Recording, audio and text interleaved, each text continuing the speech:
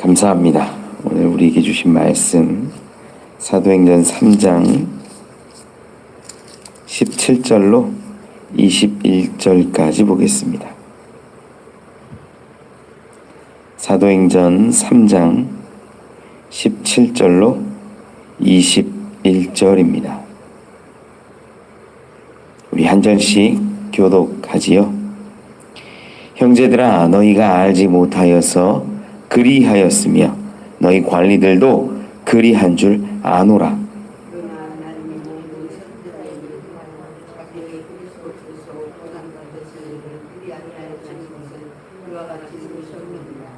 그러므로 너희가 회개하고 돌이켜 너희 죄 없이 함을 받으라. 이같이 하면 새롭게 되는 날이 주 앞으로부터 이를 것이요,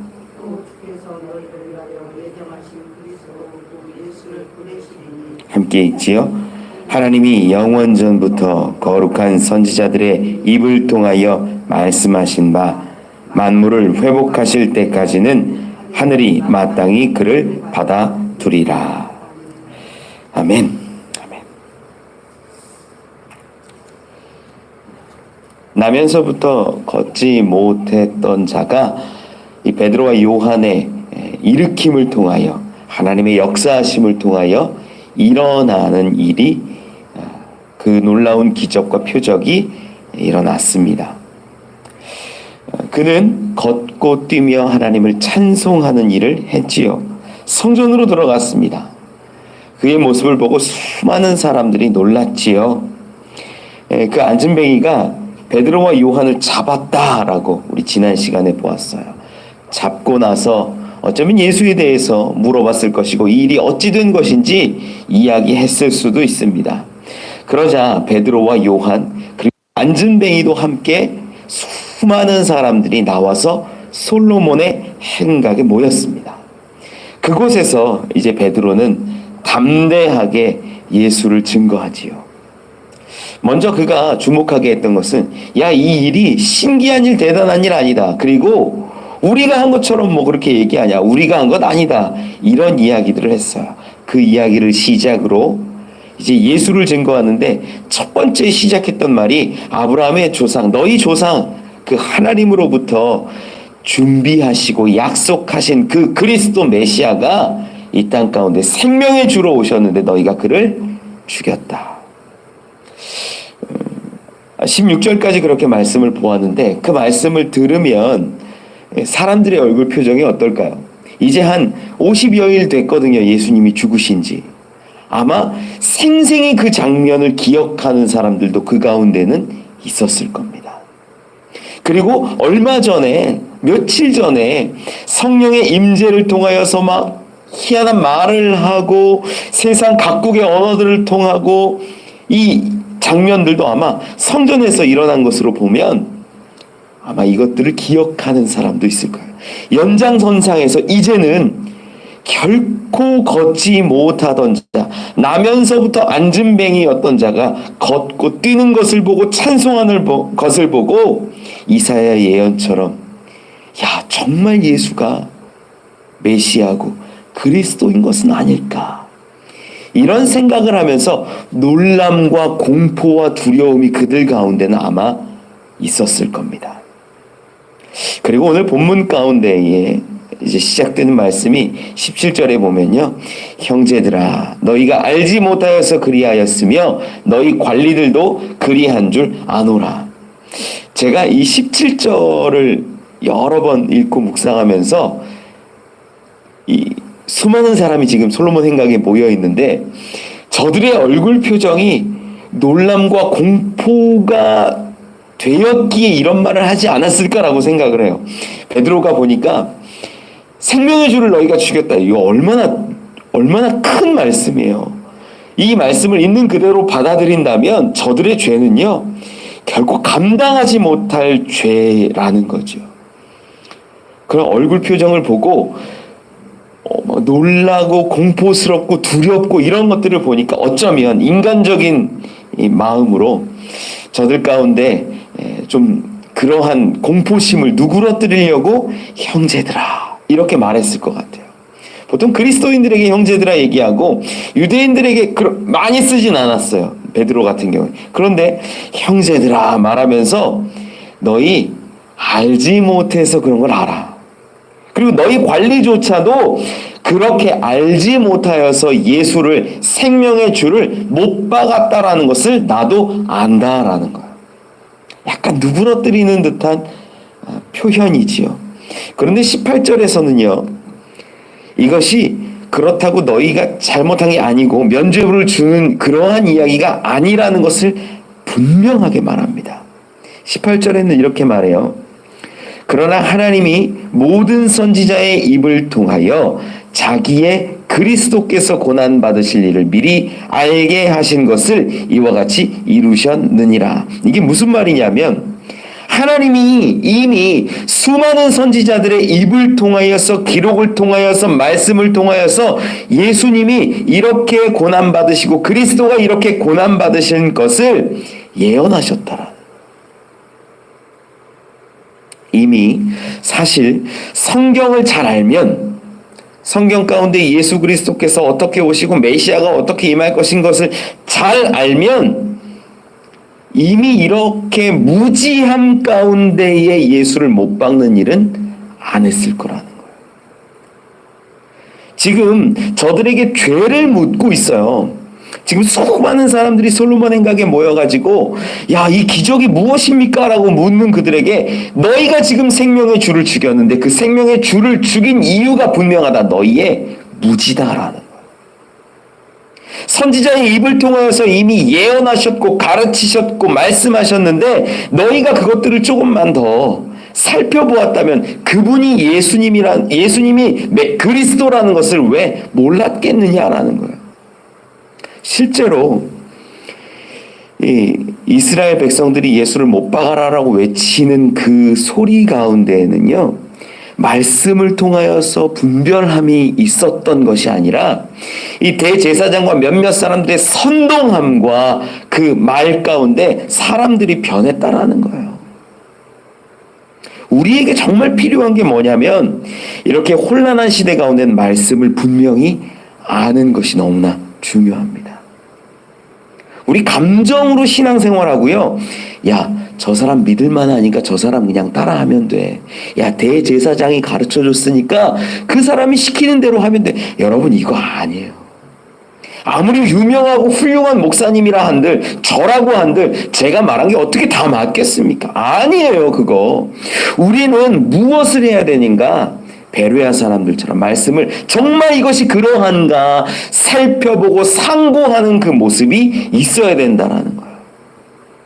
베드로는 수없이 많이 모인 이 사람들 앞에서 이야기합니다. 선지자의 글에 다 기록하였고 선지자의 말씀 가운데 이미 기록되었는데 너희는 그분을 알지도 못하고 깨닫지도 못하고 그 생명의 주를 죽였다. 여러분, 우리 가운데 말씀을 더 분명히 알고 분명히 깨달을 수 있는 그 지혜가 있기를 원합니다. 그래서 말씀도 배워야 돼요.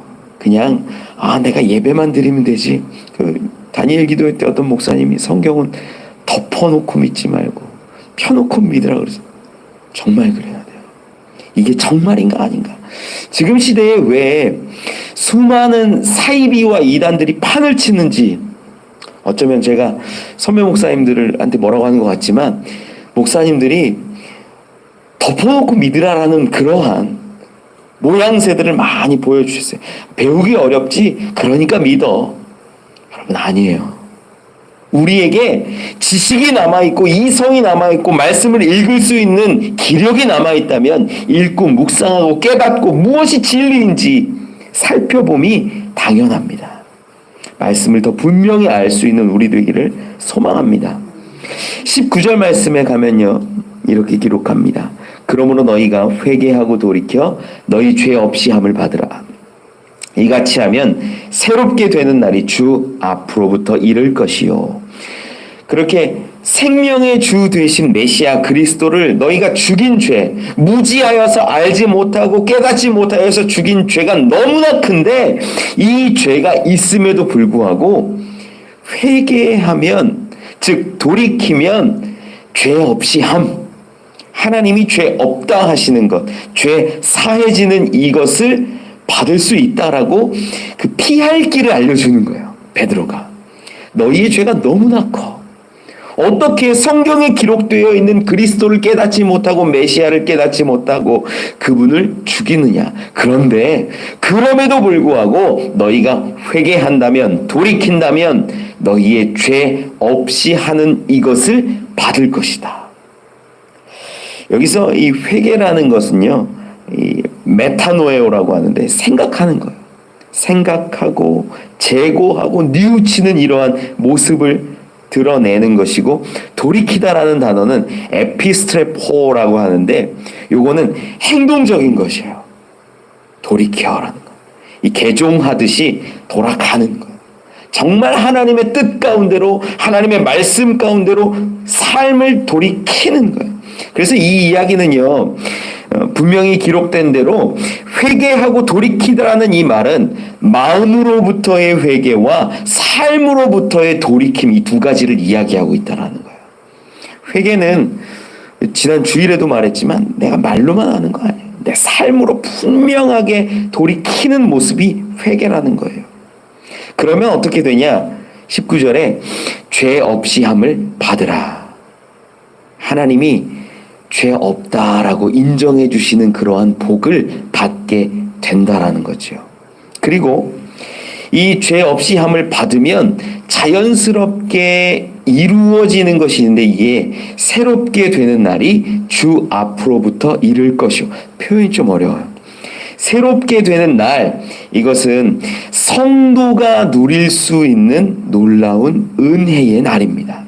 새롭게 된다라는 건요, 내 과거의 모습과는 전혀 달라지는 거예요. 즉 회개하고 돌이키면 내가 생명의 주를 죽였고 이런 모든 죄악들, 말씀을 깨닫지 못했고 무지했고 이러한 모든 모습으로부터 돌이켜서 하나님의 방법으로, 하나님의 뜻으로 살아가게 되는 삶, 즉 새롭게 되는 삶을 말하는데, 이것이 이른다라는 거예요.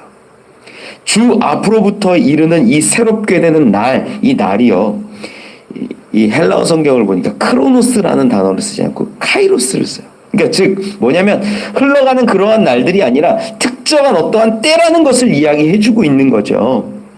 우리가 회개하면, 돌이키면 성도가 되고, 그 성도의 삶은 새로운 삶, 하나님을 만나고 예수 그리스도가 임하는 그러한 삶의 날이 된다라는 겁니다. 우리 고린도후서 5장 17절에 기록하잖아요. 그런즉 누구든지 그리스도 안에 있으면 새로운 피조물이라. 이전 것은 지나갔으니 보라 새 것이 되었도다. 그리스도인으로 산다라는 것, 즉 죄를 끊어내고 회개하고 돌이켜서 살아간다라는 것은요, 새로운 삶을 말해요. 그러면 죄송하지만 우리 가운데 새로움이 없다면, 죄악을 끊어내는 그 모습이 없다면, 돌이키는 그 모습이 분명하게 없다면, 우리는 입술로는 그리스도인이요, 우리는 구원받은 자라 말하면서도 진짜 구원이 없을 수 있다라는 거예요. 여러분, 너무 중요해요. 우리 가운데 진정한 회개가 있는지, 그리고 그 진정한 회개를 바탕으로 한 죄사함이 있는지, 성도됨이 있는지, 이것이 연결되어 있다라는 거예요. 입술로만 아는 사람들, 그 새로운 삶이, 새로운 날이 임하겠습니까? 아니라는 거죠. 개인의 구원처럼 보이는 이 19절의 기록 가운데 20절에는요, 더 큰 이야기가 기록되어 있어요. 20절 말씀을 같이 한번 읽어볼까요? 시작. 또 주께서 너희를 위하여 예정하신 그리스도 곧 예수를 보내시리니. 아멘. 자, 너희 한 사람이, 너희 솔로몬 행각에 모인 수많은 사람들에게 너희 한 사람 한 사람들이 회개하고 돌이켜서 죄가 없어지고 그 죄 없음의 복을 받고 나면 성도가 될 터인데, 새로운 날들이 너희에게 분명히 임할 거야. 성도의 삶을 살아가게 될 거야. 과거의 그 죄에 얽매이고 내 유혹 가운데 빠져있던 삶이 아니라 그리스도인이라는 놀라운 삶을 살게 될 거야. 그런데 거기에 더하여 또 주께서 너희를 위하여 예정하신 그리스도 곧 예수를 보내시리니. 예수님의 임재하시는 재림의 때를 이야기하고 있다라는 거예요. 여러분, 우리는 이 부분에서 분명히 알아야 되는 게 한 사람의 회개와 돌이킴이 한 사람의 구원만 이야기하는 것이 아니라 한 사람의 구원에 더하여서 하나님 나라가 이루어지고 예수님의 재림의 때가 가까워진다라는 것을 분명히 알아야 돼요. 그래서 야, 내가 구원받았다, 너무 기쁘다, 거기서 끝이 아니에요. 정말 하나님 나라를 이루어가고 예수님의 재림의 때를 소망한다면 우리는 다른 한 사람 누군가가 복음을 듣고 주님께 돌아오는 그날을 꿈꾸며 살아야 되는 거예요. 지금 베드로가 여기 서 있는 이유가 그거예요. 다른 거 없어요. 우리 사도행전 1장 가운데서도 이야기하잖아요. 예수님이 들려 올라가실 때 이 천사들이 이야기하는 사도행전 1장 11절에 기록하죠. 같이 한번 보죠. 사도행전 1장 11절 시작. 이르되 갈릴리 사람들아 어찌하여 서서 하늘을 쳐다보느냐. 너희 가운데서 하늘로 올려지신 이 예수는 하늘로 가심을 본 그대로 오시리라 하였느니라. 예수님이 분명히 임하실 것을 선포했다라는 거예요. 이 천사들이요. 우리는 주님의 때를 소망하고 있기 때문에 복음을 전하고 말씀을 전하는 겁니다. 베드로가 그러한 마음으로 저기 서서 이야기하는 거지요.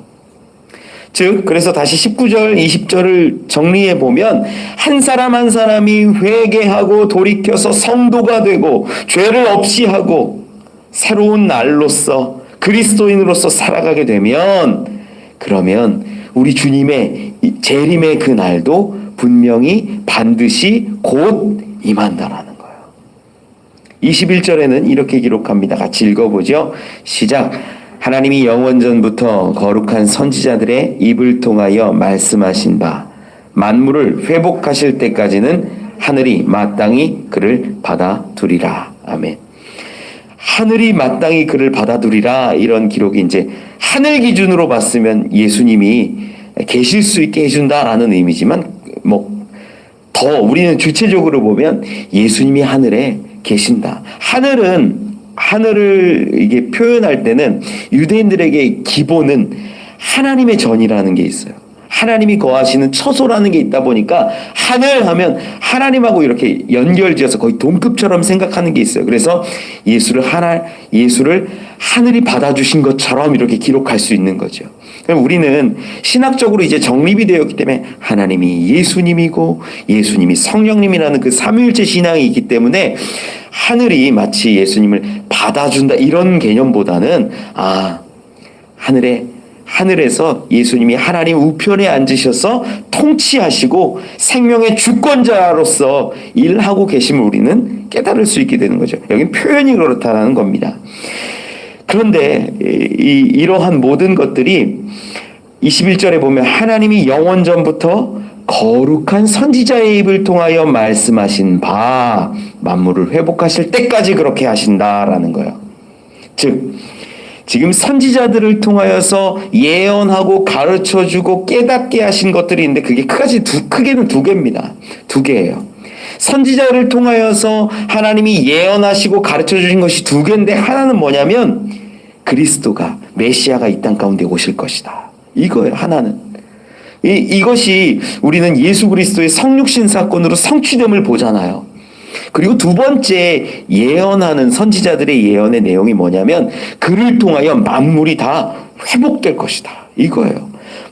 저는 자들이 걷게 되고 이런 것들 맹인이 보게 되고 산이 낮아지고 평지가 되고 이런 모든 이야기들이 만물이 회복된다라는 이야기가 예수 그리스도를 통해서 이루어진다라는 거예요. 이것을 지금 베드로가 이야기하는 거예요. 선지자들의 기록 가운데 너희가 선지자들의 말을 통하여 알 수 있는 것이 만물을 회복하실 그때가 분명히 온다. 그분을 통하여 그때까지 어디 계신다고요? 하늘에 계신다. 그래서 우리는 예수님의 구원 사역이 이렇게 볼 수 있는 거예요. 처음에 예수님의 성육신을 통하여 시작이 되었고 재림을 통하여 완성이 되는 거예요.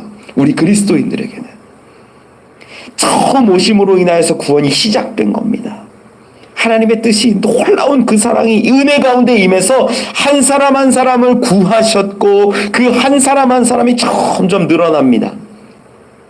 예루살렘과 유다와 사마리아와 땅끝까지 이르러 증인들이 세워지고 하나님을 아는 나라와 민족들이 늘어나는 것.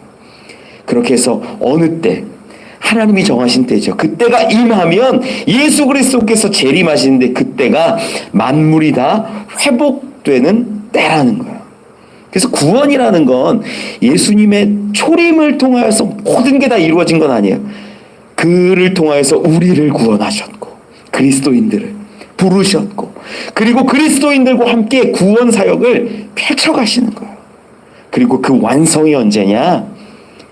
만물이 회복되는 그때 주님이 다시 재림하시는 때라는 거예요. 이걸 지금 구약에 있는 선지자들의 이야기를 통하여서 예수가 어떤 자고 예수의 재림의 때가 분명히 있음을 베드로는 이야기하고 있다라는 겁니다. 오늘 말씀을 좀 정리를 해보면 지금 베드로가 솔로몬 행각에 서 있는 이유가 있어요. 우리 처음에 여러분 기억하십니까? 사도행전 3장 1절에 보면요. 그가 뭐 하러 올라갔는지를 알 수 있어요. 3장 1절에 뭐라고 기록해요? 제9시기도 시간에 베드로와 요한이 성전에 올라갈세. 지금 성전에 올라가다가 놀라운 기적을 펼쳤고요. 그 사람하고 대화했고요.